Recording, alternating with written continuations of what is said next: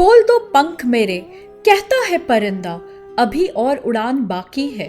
जमी नहीं है मंजिल मेरी, अभी पूरा आसमान बाकी है। दो शब्दों में कहें तो यही है सेव शारदा कमेटी के founder and chairman Shri Ravindra Pandita की मां शारदा के प्रति दृढ़ निश्चय की कहानी। आज यहाँ पर श्रद्धेय संतों और ब्रह्मचारियों की उपस्थिति में ये जो एक छोटे से कार्यक्रम में मां शारदा के मंदिर को लोगों के लिए खुला मुका रखा जा रहा है, वो एक नए युग की शुरुआत है। यह केवल माता शारदा देवी जी के आशीर्वाद और हम सबके समुचित प्रयास से ही संभव हो पाया है।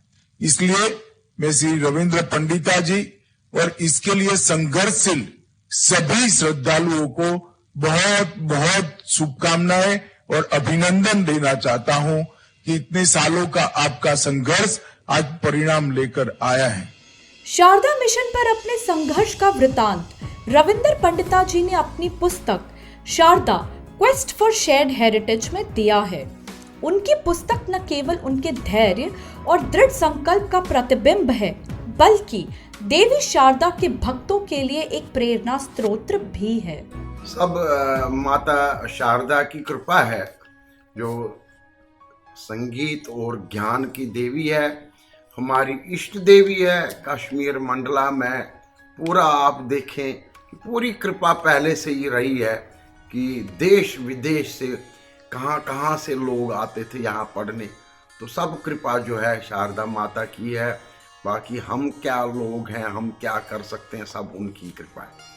ज्ञान और आध्यात्म के स्रोत शारदा पीठ की कथा काल चक्र के बदलते स्वरूप का जीता जागता उदाहरण है। ये कदम सिर्फ एक मंदिर का पुनर्निर्माण नहीं है, शारदा सभ्यता की खोज की एक शुरुआत है। और मैं मानता हूं यहीं से फिर से एक बार व्यक्ति की चेतना को ब्रह्मांड की अनंत चेतना के साथ जोड़ने वाले ज्ञान का जमीन पर उतरने की शुरुआत होगी। 8वीं शताब्दी में जगत गुरु आदि शंकराचार्य द्वारा स्थापित शारदा पीठ ज्ञान की देवी मां शारदा को समर्पित अत्यंत प्राचीन मंदिर और 18 प्राचीन महाशक्ति पीठों में से एक पवित्र मंदिर है। लेकिन इतिहास के पन्नों में लिपटे इस अत्यंत महत्वपूर्ण मंदिर के वैभव से पतन की गाथा बेहद दुर्भाग्यपूर्ण है। मंदिरों का विनाश किसी भी यशस्वी सभ्यता के पतन का प्रतीक होता है और आज के शारदा पीठ का खंडित स्वरूप इस वृतांत का दर्पण है। 1947 में भारत पाकिस्तान के विभाजन तक शारदा पीठ जम्मू कश्मीर में मार्तंड सूर्य मंदिर और बाबा अमरनाथ समेत हिंदू श्रद्धालुओं की आस्था का प्रमुख केंद्र था। लेकिन साइरिल रैडक्लिफ द्वारा खींची गई विभाजनकारी लकीर और दिसंबर 1948 के कबाली हमले के बाद शारदा पीठ के दरवाजे हिंदुओं के लिए बंद हो गए। शिव स्वरूप बाबा अमरनाथ हमारे यहाँ हों और मां शारदा शक्ति स्वरूपा एलओसी के पार हों। बहनों भाइयों, यह बराबर है, यह चीज हमको सालती रहती है। लेकिन मैं कहता हूं कि पाकिस्तान को ऊपर वाला सद्बुद्धि दे, इससे ज्यादा आगे बढ़कर मैं कुछ नहीं कहना चाहता। कश्मीरी संत योगीराज स्वामी नंदलाल कौल जी शारदा पीठ पे बैठने और प्रबंधन करने वाले अंतिम संत महापुरुष थे और इस घटना के बाद वो शारदा पीठ के कपाट बंद कर कुपवाड़ा के टिक्कर चले आए और उस दिन से मां शारदा के आध्यात्मिक मंदिर की घंटियां खामोश हो गईं और किसी जमाने का समृद्ध मंदिर परिसर धीरे धीरे खंडर में तब्दील हो गया। समय अपनी गति से चलता गया और फिर मां शारदा के पावन मंदिर को पुनः स्थापित करने का बीड़ा श्री रविंद्र पंडिता ने उठाया। अनेकों बाधाएं पार करके आखिर उन्हें अपने उद्देश्य में सफलता तब मिली जब 22 मार्च 2023 को आदरणीय गृह मंत्री अमित शाह ने वीडियो कॉन्फ्रेंसिंग द्वारा मां शारदा के मंदिर का उद्घाटन टीटवाल कश्मीर में किया। आज यहाँ पर जब सभी भक्त आए हैं, रविंद्र पंडिता जी ने कहा है कि करतारपुर कॉरिडोर के पेटर्न पर शारदा पीठ को भी जल्दी से यात्रा के लिए खोल दिया जाए। भारत सरकार निश्चित ही इस दिशा में प्रयास करेगी, इसमें कोई दो राय नहीं है। Kashmiri Pandits are deeply concerned with the Sharda Peeth, who have strong affiliation and staunch spiritual affiliation with the Sharda Peeth. I congratulate Save Sharda Committee headed by Ravindra Kumar Pandita ji, who are struggling and striving for reopening this Sharda Peeth for religious pilgrimage. यहाँ करतारपुर की जब हम बात करते हैं तो भारतीय सरकार ने, देखिए, पहले ननकाना साहब की यात्रा हुआ करती थी, तो ननकाना साहब के बाद करतारपुर 2019 में जिस तर्ज पे खोला गया, एक नया कॉरिडोर बनाना पड़ा हमारा डेरा बाबा नानक से आगे करतारपुर की ओर, तो इमिग्रेशन सेंटर्स हैं बाज़ाब्ता। पर इस हमारे केस में हम भारतीय सरकार से ये मांग करते हैं कि हमारे ऑलरेडी रूट्स दो बने हुए हैं, ओडी मुजफ्फराबाद और रावलाकोट पुंछ वाला LOC परमिट भी लागू है दोनों मिनिस्ट्री ऑफ एक्सटर्नल अफेयर्स के अंडर, तो हमें उनमें एक संशोधन की जरूरत है उन रूल्स में कि उसमें जो है वार्षिक यात्राएं भी हम शुरू करें।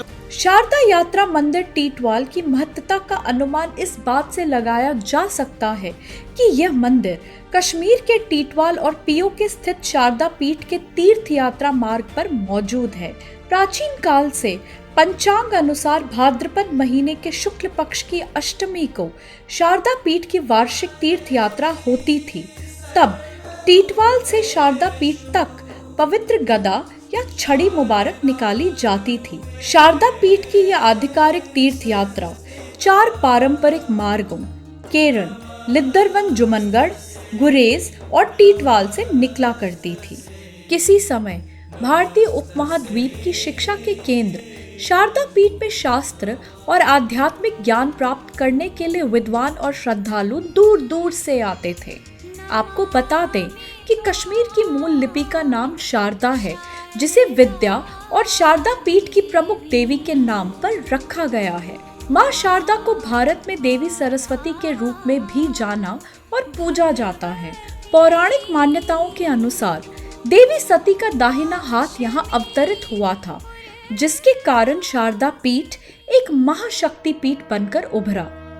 एक और दंत कथा के अनुसार सागर मंथन से प्रकट हुए अमृत कलश को एक मैना अपनी चोंच में लेकर आई और अंत में कलश को यहीं रख दिया। इसी दौरान बांदीपोरा के कालूसा और कुपवाड़ा के गगलूसा में अमृत की 2 बूंदें छलकी, जिससे वहां प्राकृतिक शिला बन गई। एक और मान्यता के अनुसार घोर तपस्या के बाद ऋषि शांडिल्य को शारदा पीठ के निकट तेजुवन गांव के पास शारदा माई के दर्शन हुए थे, परंतु दुर्भाग्यवश इतिहास काल का प्रमुख टीटवाल शारदा यात्रा मंदिर विभाजन और कबायली आक्रमणकारियों के आक्रोश की बलि चढ़ गया, जिसके परिणाम स्वरूप इसे नष्ट कर दिया गया और यहाँ से निकलने वाली पवित्र तीर्थ यात्रा को भी रद्द करना पड़ गया।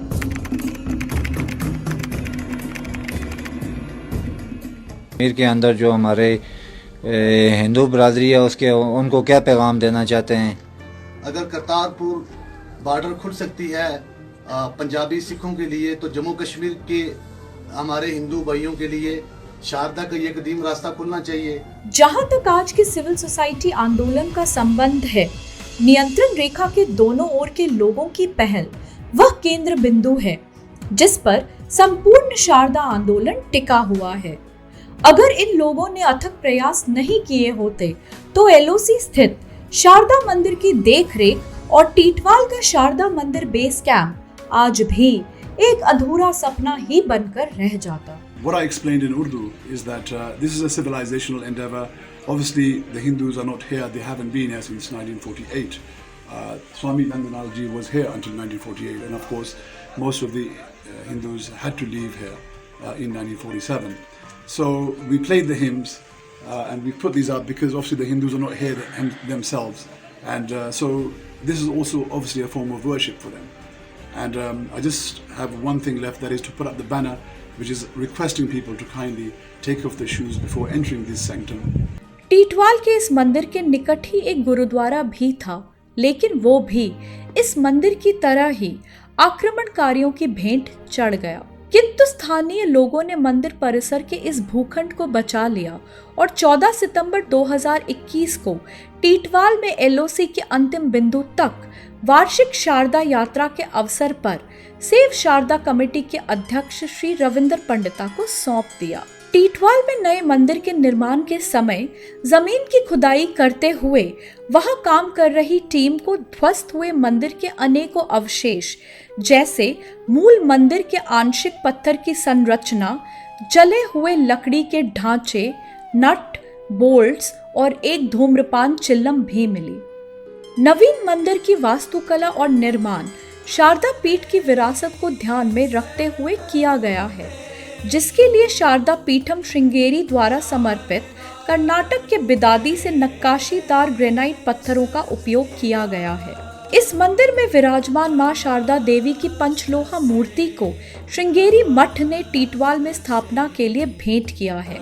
शारदा मां की इस मूर्ति का सम्मान पूर्वक परिवहन गुरु तृतीया के दिन से यानी 24 जनवरी 2023 से आरंभ किया गया।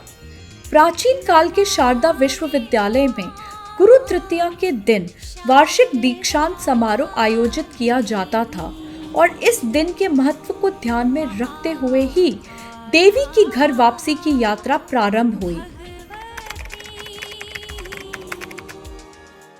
जम्मू से केंद्रीय मंत्री डॉक्टर जितेंद्र सिंह ने सेव शारदा कमेटी को आश्वासित किया है कि मां शारदा के भक्तों को देवी के पौराणिक धाम में निर्भीक दर्शन करवाने के लिए भारत सरकार प्रतिबद्ध है। रविंद्र पंडिता के द्वारा प्रारंभ किए गए इस अभियान का मंजिल मकसूद और सही जो लक्ष्य है वो तब प्राप्त होगा जब पाक अधिकृत जम्मू कश्मीर पुनः भारत का हिस्सा बने। And this is the status position of Government of India. Being a member of the civil society, he has also set out an example. देवी की दक्षिण भारत से उत्तर भारत की एलओसी टीटवाल तक की यात्रा को चैत्र मास के शुक्ल पक्ष प्रतिपदा यानी प्रथम नवरात्रि के दिन संपन्न किया गया अथवा इसी दिन यानी 22 मार्च 2023 को मां शारदा के मंदिर में विधि विधान और मंत्रोच्चारण के बीच प्रतिष्ठित किया गया।